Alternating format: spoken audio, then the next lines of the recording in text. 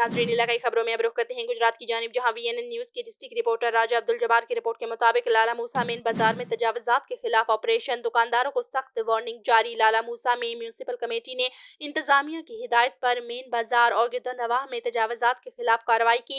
Administrator municipal committee Ahmad شیر گوندل اور CO Tanveer عباس گجر کی ہدایت پر انفورسمنٹ انسپیکٹر چودھری عابد سلیم نے تھانہ سٹی پولیس کے ہمراہ مین بازار، چھوٹا بازار اور نلکے والی گلی کا دورہ کیا۔ اس موقع پر انفورسمنٹ ٹیم نے ناجائز تجاوزات قائم کرنے والے دکانداروں کو سخت وارننگ دی کہ اپنا سامان مقررہ حدود میں رکھیں۔ خلاف ورزی کرنے والوں کے خلاف سخت قانونی کارروائی عمل میں لائی جائے گی۔